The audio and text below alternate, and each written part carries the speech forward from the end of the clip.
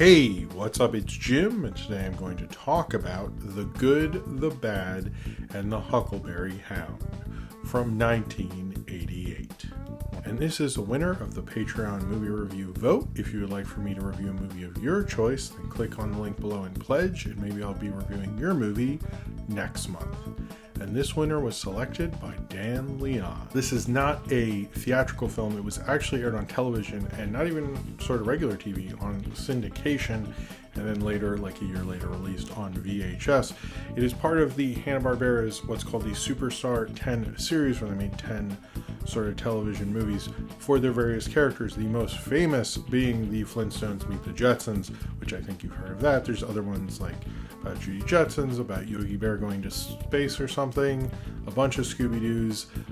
I sort of remember these. I was a kid, it was about 4 or 5 when these came out. I remember the VHSs at Toys, maybe it was Toys R Us, it was a long time ago, but I remember at least the Yogi Bear and the space one.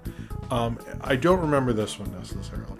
But it was kind of their 80s push of Hanna-Barbera. I'd say this is similar to, if you've seen the 80s Jetsons, this is sort of in that vein. I like Westerns. I'm okay with Huckleberry Hound. I rewatched some. I think I do like Hanna-Barbera, but I think the kind of idea of this movie doesn't really become a Western, and honestly doesn't really work till later on. It feels like they don't know fully what they're doing. Instead of doing silly cartoon stuff like launching Huckleberry Hound into space, like having one of the Dalton brothers, the Dalton gang and stuff arrested. I should explain what's going on in this movie. Basically, this takes place during the California Gold Rush. Huckleberry Hound becomes the sheriff. Huckleberry Hound sort of gets terrorized by this gang called the Dalton gang, who is a real gang from the Old West. I don't know how accurate. I saw their Wikipedia was blue, but I'm not sure how close to that they are, but it consists of Dinky, Finky, Pinky, and Stinky. I'm going to assume maybe that's not their names, but maybe it is. I don't know. They terrorize him. He kind of tries to fight back a bit. He sort of becomes the sheriff and whatnot.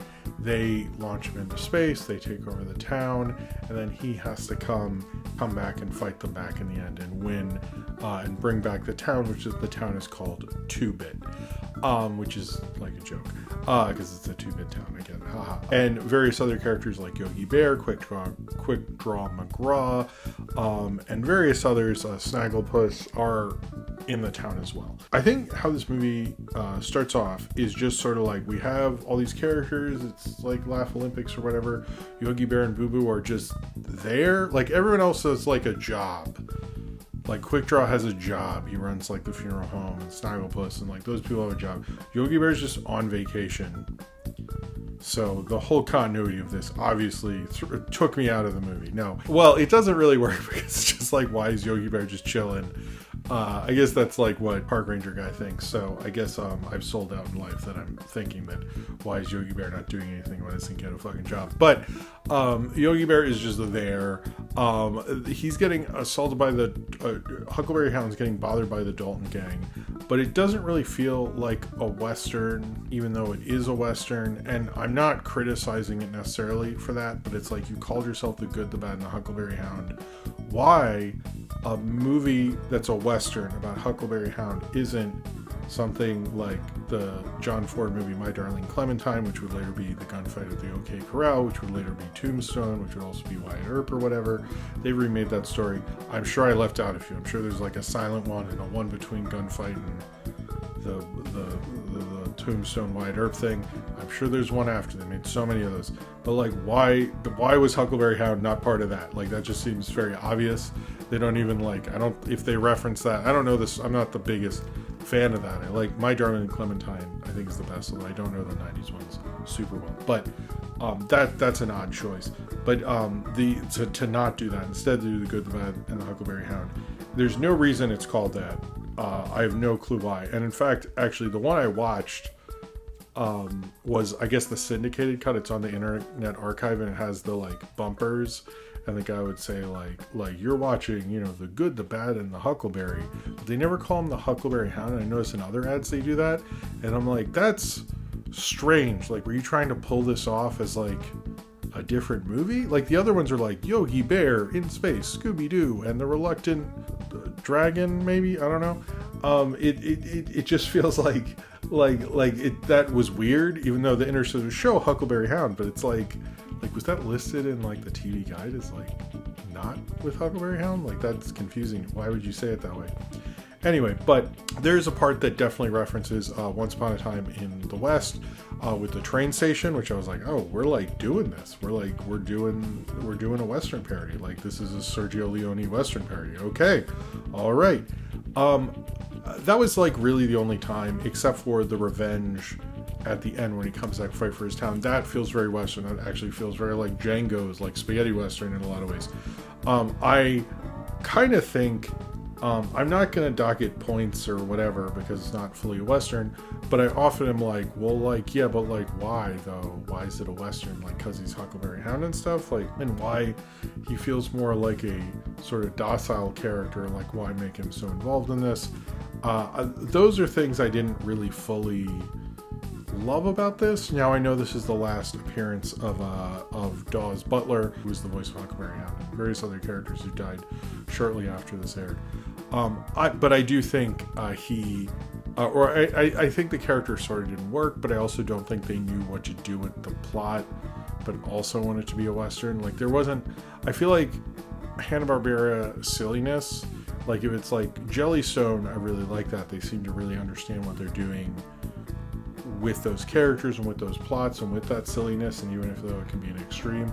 And this just felt like we're just going to launch him into space. That's funny. And you're like, why would he launch into this? Is like a Western thing, and it would like break the reality, but it didn't really, like, I don't know. They were like, well, he has to have amnesia or whatever and fall in love with this Native American girl and stuff. But like, what the point of all that, and why they're doing a game show, and like, it just felt like they're bouncing around ideas, like what would be the wackiest way we could do this, but it didn't feel like it felt sort of boring wacky, not silly wacky. I don't know. I just didn't think it really worked for what you could have done with that character. This is sort of his last like headline kind of project, basically. There's a Cartoon Network short which I'd like to review at some point, but other than that, he's sort of just like a character in other stuff for Huckleberry Hound.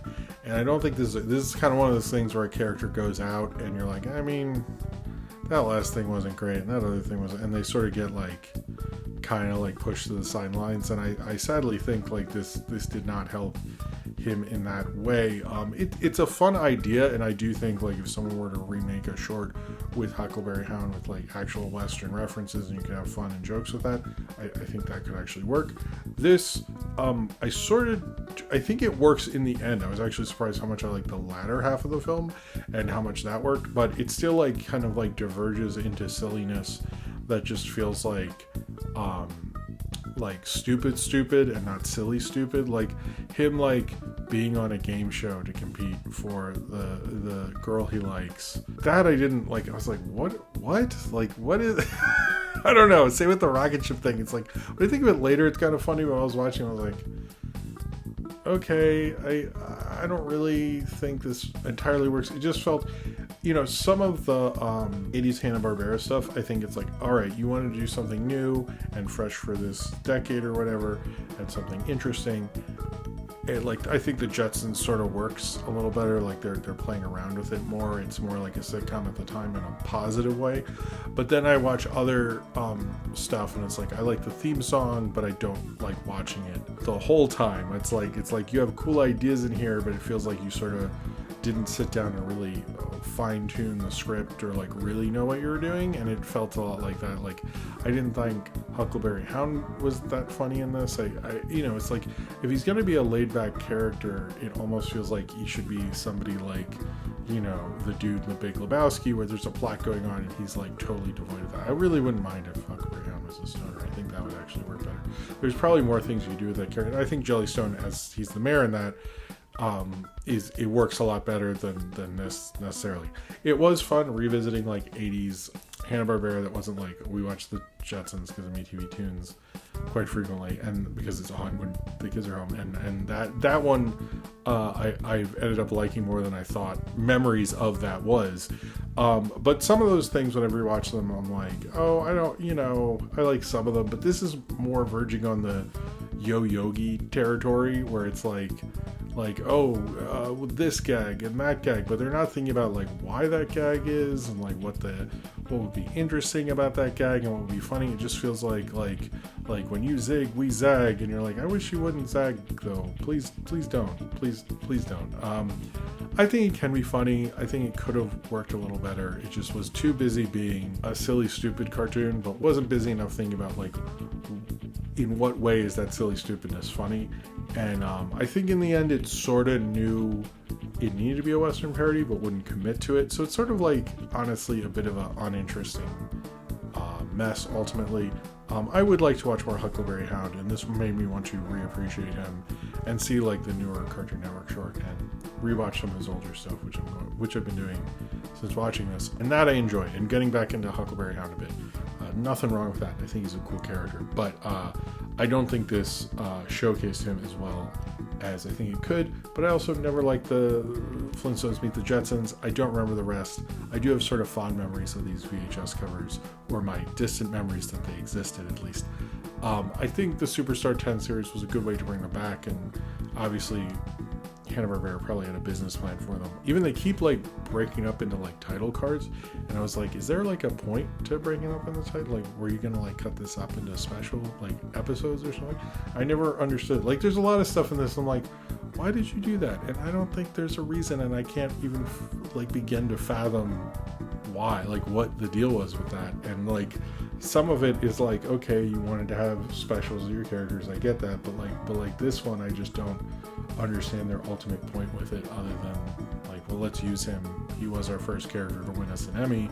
But I feel like, they should have given him the respect they gave and the good rating they gave to something like the Jetsons specials, or this is the same era as the Jetsons, and also a pup named Scooby-Doo, and some really good stuff. But I feel like there's other stuff of theirs around this period where it feels like they did not put the care in to really fine-tune and talk about what they're doing and have a real theory behind it, which I think Pup Named Scooby-Doo does and the Jetsons do, and I don't think this does at all, unfortunately.